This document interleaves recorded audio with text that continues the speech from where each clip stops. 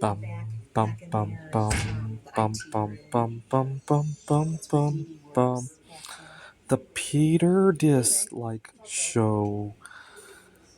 Bum bum bum bum bum bum bum.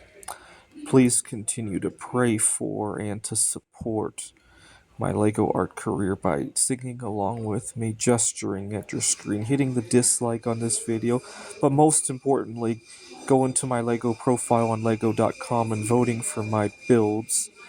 I got quite a few that are ready for submitting. LEGO only reviews one at a time, but here's my latest one. This is a mathematical problem called squaring the square. You take a square, this one's 112 by 112. And the goal is to divide it into different size squares. This one divides into 21 different squares that fit together. And I'm so glad I took a break away from this to do Mondrian's actual paintings, because while doing them, I got a lot of insight on some other ways to go about this. So here we have different textured Lego pieces.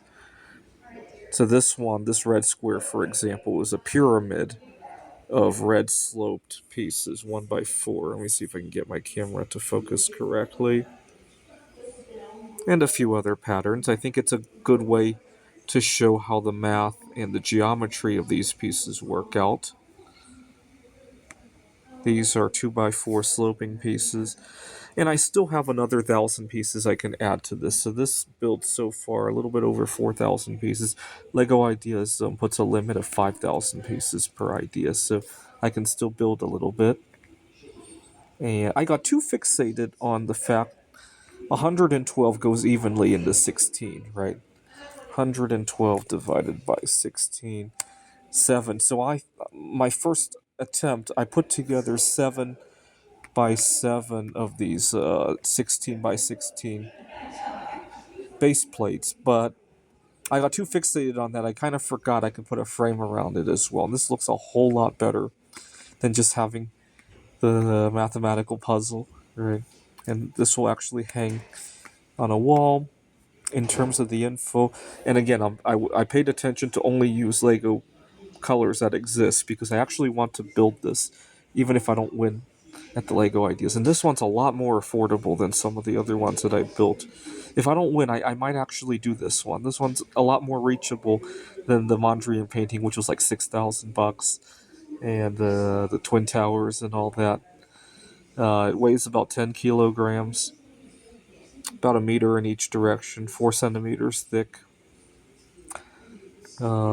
Anyway, I hope to submit this. My goal is to submit one Lego idea per week on average, so that I could do 50 a year, 500 over the course of 10 years. I think after 500, there's a good chance that one of them it's going to get up there, right?